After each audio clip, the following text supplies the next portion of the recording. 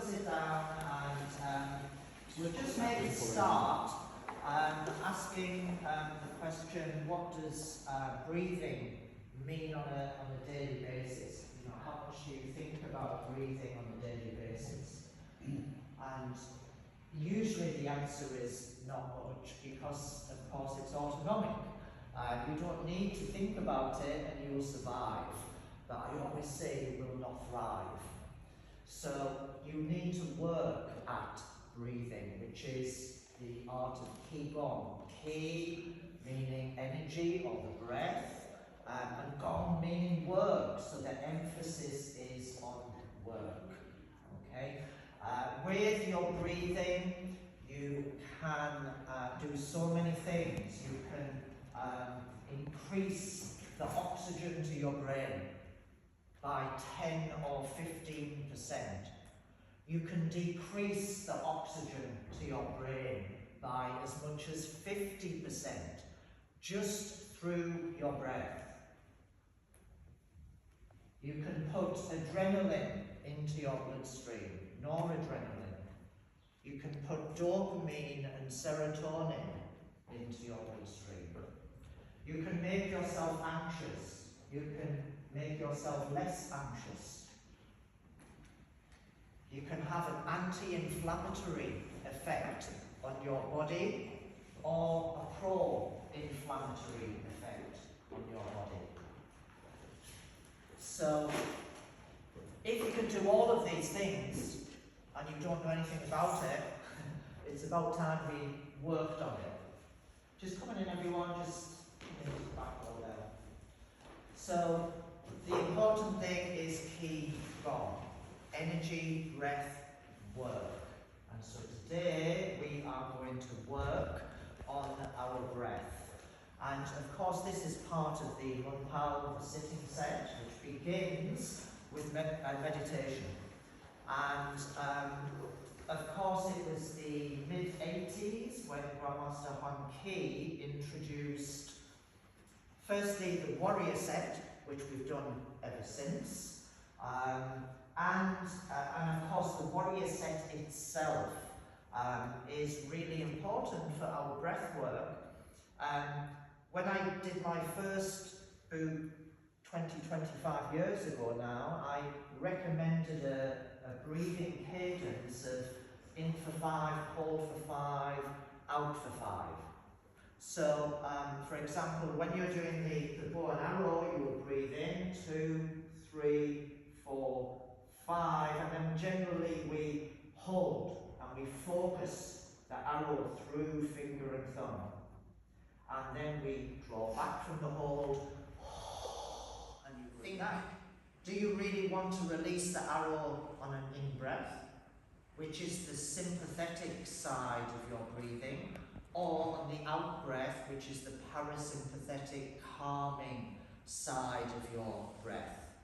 So you would change it slightly if you were actually firing an arrow. And so you would have your breath in, 2, 3, 4, 5. Now you're at full expansion. And then immediately you would start to breathe out. As you bring your focus through the viewfinder. And right at the very end of your out breath, going into the breath hold, fire. Okay? And ideally in between heartbeats. You don't want to get to here and then the beating of your heart makes your arm move. So you need a very low heart rate to start with to fire an arrow. The Olympics is coming up. Watch the archery. It is an art. It's beautiful. Watch their breathing. The stillness is perfection. So the warrior set in itself helps us with our breathing because we are rising up high. We're extending the rib cage up. And then we are expanding the rib cage out. And then we are compressing one side and opening the other So from here, you're breathing into the open side. Because this lung is compressed, you can't breathe into this side, so you breathe into the open side. And then, of course, you rotate. So the first 4 exercises of the warrior set is concerned with your breathing, whether you're doing the breath hold, you're doing the exhale, the inhale, you're expanding your lung capacity by making all of the muscles of breathing, the intercostals, all of the muscles higher up as well, and of course we use diaphragmatic breathing. So the warrior set is your start. Now, in the 80s, when the warrior set was introduced, the only exercise we did of the sitting set was meditation, which of course we've done ever since. And how many of you know how to meditate? None. We don't know. We sit down, we close our eyes, and we just breathe. And then we stand up 30 seconds later, and we do that at the beginning and the end. Right? Totally useless. But it's sort of a reminder that we have to ground ourselves. That's probably the most it can do. So, the only exercise that was introduced was meditation, which again we have done ever since. And so we were missing, from like my perspective, exercises 2 to 8. So I had to research it myself through books, DVDs of Chinese masters, and I had discussions with Master Dan Sigara in the USA, who was very close to Grandmaster Huang Qi and H.C. Huang, as to how Huang Qi himself practiced the sitting set. So I learned the sitting set not from anybody else, but from what I could actually gather together. And then we've done various exercises of the sitting set. You remember the turning the windlass and the hamstring stretches and so on.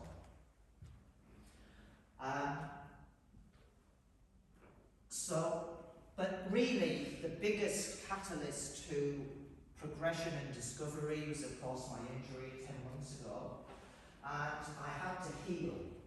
And so I looked at ancient yoga pranayama, methods of breathing, scientific principles of how to change your blood chemistry to promote healing, and visualization skills we know are super important, that if you can visualize something happening, you can make it happen. So this is where we are now, and the things I learned over that time, most of which I will try and teach you today. We won't get through all of the sitting set. In fact, we'll concentrate mainly on the meditation, on the breathing side. We may get into some of the stretching at the end, so we'll see how we go. So any questions at all on anything there? Just a little bit of background so you know where the sitting set has come from, and where we are today with it in terms of me having to adapt and what is it? Necessity. What is that phrase? Necessity is the mother of invention, or something like that. But that was the case. I needed to do it, and so then I set out to discover it. Okay. Right. Okay. So let's see where we start. I think to begin with, we will start with power breathing. And if you power breathe, you're instigating the sympathetic response. You're putting adrenaline into your body. So you need to do something with it. Compare that to the person who overbreathes or is anxious. They are in fight, flight or freeze all the time, like chronically. The important thing about adrenaline is that it has to be intermittent. So we will have an intermittent, short dose of adrenaline, and then we'll box. Has anyone, Joseph, have you got your phone? Have you got Spotify or something?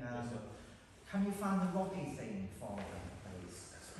And we may as well have a little bit of music while we box. It's good to have Rocky in the building if we can find him. So, one of the methods of breathing is, as I say, to promote the sympathetic nervous system. We will release adrenaline, noradrenaline, we will raise our blood pressure, we will raise our heart rate, our focus will be narrowed onto the task in hand. And the main thing to bear in mind is that power breathing will lower your CO2. You will learn a lot about CO2 today. Not so much about oxygen, but about CO2. When your CO2 hits rock bottom, because you breathe it all out, that delays the onset of fatigue and lactic acid. And so when we box, basically the ground rules are, it is high intensity. Did you find it? Yes, sir. Oh, is it 5 minutes, thereabouts? High intensity boxing. So I don't want anyone just coasting, right? You have to take yourself to the limit of your breath. The main ground rule is that you do not breathe in through your mouth. You breathe nasally, but you can of course breathe out through your mouth. You do not breathe in. And of course when you're boxing, you want an exhalation on your strikes. So, and you could do that nasally if you wanted to do that, or you could do it through the mouth. So you could do it nasally, just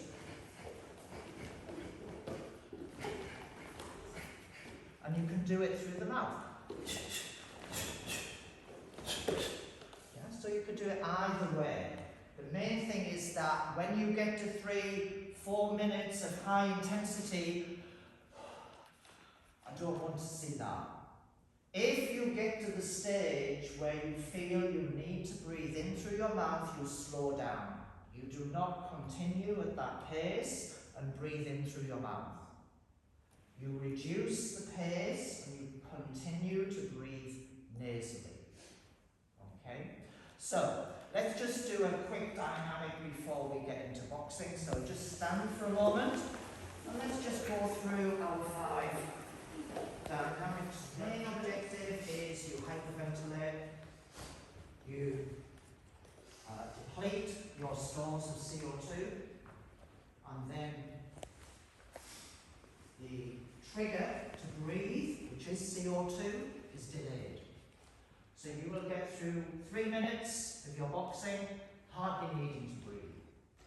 4 and 5 will be a little bit harder, and that's when, if you're going high intensity, you might just think, I'm getting out of breath here. You slow down. You breathe in through your nose.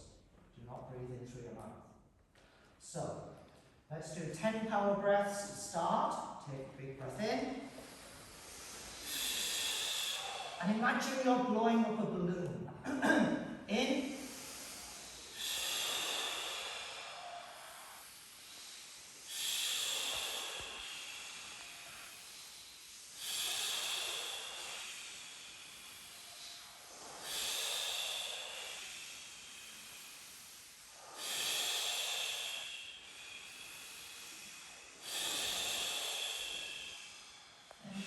Normally for a moment. Those who've seen me do the Medball challenge over the years, you've always seen me do this before the Medball challenge. So I know depleting CO2 will last 13 minutes. So it's certainly going to last 5. Okay? So take yourself to full intensity, non-stop. Non-stop. But remember, because you're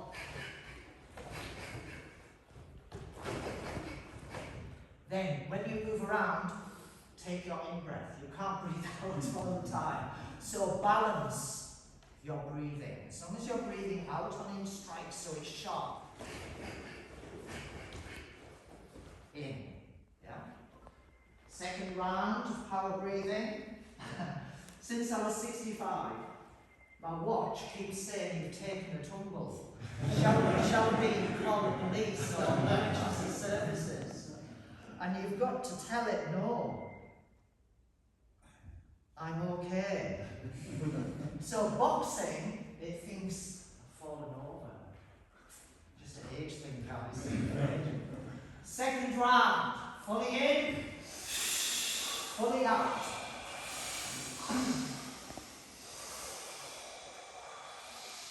Deplete your CO2. The more CO2 you get out, the easier your boxing will be. The more you hold back, the harder it is going to be.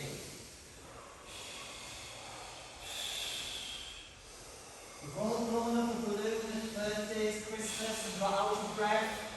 You need a lot of puff to blow the balloon.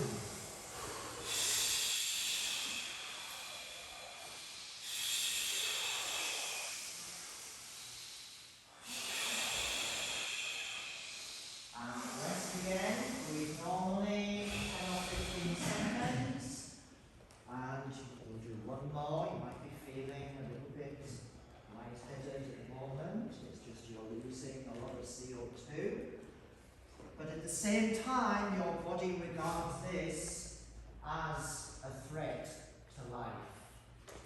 And it's your breathing, remember, that has created this in your brain. You have no threat to life. But your breathing is telling your brain it is. So now there's adrenaline in your bloodstream. Your blood pressure is up, your heart rate is up. Round 3, 10 again.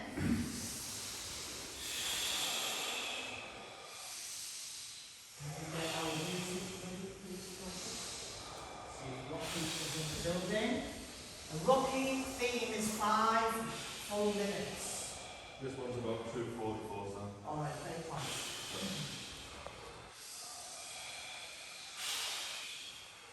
Now, just stagger so you've got plenty of room. You want to move in all directions. You're not just punching, you're bringing in elbow strikes, knees, as well as punching. Okay? The main thing is, go to your limit to where you feel you're getting out of breath, and then draw back a bit, and then go forward. Do not breathe in through your mouth. Whenever you're ready, Joseph. Flowers in hand. Off you go!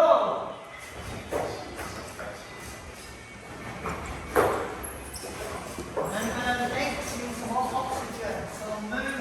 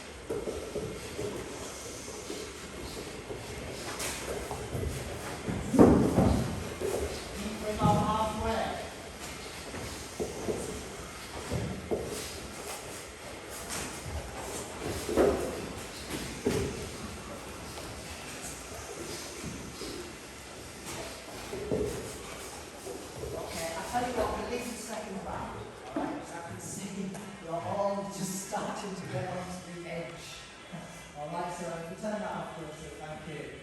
Alright, okay, just sit down and recover, and we'll just go over and just make a few points on the whiteboard of what has just occurred. Okay, so, just call it theory 1. Lots of breathing going on. Breathe through your nose, not through your mouth. In and out through your nose.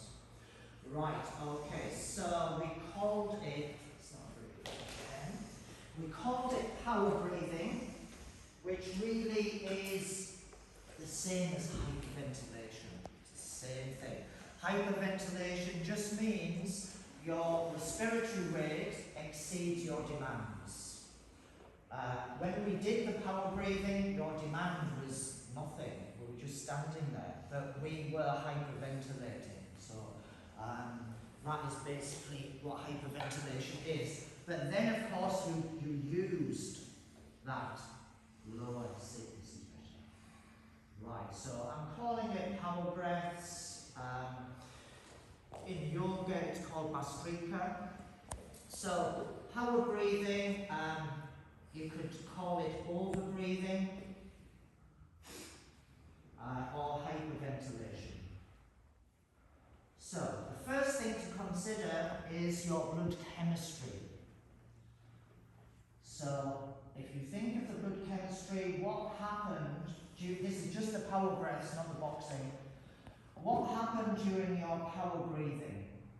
You were breathing in fully, so your O2 was high. You were breathing out as though you were inflating a balloon. You were losing a ton of CO2. So your CO2 was rock bottom, okay? So that was the chemistry of your blood at the time of your power breathing. O2 up, CO2 down. Remember, it's CO2, carbon dioxide, that is the driver to breathe, not oxygen. It's CO2. You depleted your CO2 and then you went into high intensity exercise for 2.5 minutes. And so if we reduced the trigger to breathe, it meant you could then do a higher workload before you then had to take a big breath. Okay? So basically we delayed the onset of fatigue, although it may not have felt like it. I don't think you're used to working at that intensity really, are you? Because even in free sparring you get more breaks than that. So it was pretty flat out. Yeah? Which of course is why the Medball 13 challenge is so hard, because there's no rest. It's continuous for 13 minutes. Not as fast a pace as that, but then you've got resistance. You've got 8-10 kilo ball. So we've delayed the onset of fatigue, but the important thing as well, apart from CO2 hitting the floor, this is the sympathetic nervous system. And that basically means fight, flight, or freeze. You created that sympathetic response just by breathing even before you started to box. Okay? And that meant you were injecting your blood with adrenaline, noradrenaline, all of the hormones that will make you sharper, faster. It will take blood away from the extremities to your heart and your brain. It does constrict arteries as well, but it just delays. The main thing here is that the low CO2 delays the drive to breathe. So, and that's the reason you see me do this before a Medball 13 challenge. I've just actually put my 65th, have you seen it, Steve? On the Over 50 Health and Fitness page. So if you want to have a look at that, I do the power breathing first, do the Medball 13, I think it was at 12:39 I did, or something like that. And then at the end, you need to bring yourself back down. So then you need to do more relaxed breathing. You put yourself up to that. Can you do the power breathing, say, over the course of the Medball 13, say 2 or 3 times? No. During or Yeah, before? in practice. During? Yeah, No. you can only do them. Yeah, just once. Yeah. Because it's non-stop. So you can't stop and say I'm having a breather, even though you are trying to, to recover. So yeah, sympathetic nervous system and all of those things will happen, the adrenaline, the noradrenaline, to give you that extra boost. So if you were actually in a fight, you have everything you need to survive. So it's basically a survival response. But the important thing as well, I said hyperventilation, power breaths, Bhastrika in yoga, but generally known as overbreathing, right? And lots of people overbreathe. Normally your breathing rate, 12 to 15 up to 18 breaths per minute. If you have asthma, COPD, if you have stress, then you will be breathing closer to 20 breaths per minute. And then, of course, you're breathing out, you're in that sympathetic state all day long. So what we should say is the important thing about hyperventilation is that, as far as we are concerned, it's intermittent. We chose to do it for those 3 sets of 10, and then we boxed. Now imagine if you were over-breathing all day long through stress, or maybe you've got asthma, particularly hay fever season and so on. That is really hard, that is tiring. Your brain is going to be permanently agitated, you're going to be fatigued all of the time. Okay? So, I just wanted to do that so you could, basically today is going to be about extremes. So I wanted to let you experience that first extreme, the sympathetic side, before we go into the parasympathetic. So now we'll change it. If you have a yoga mat or a cushion for the back of your head, that's fine. Grab them now.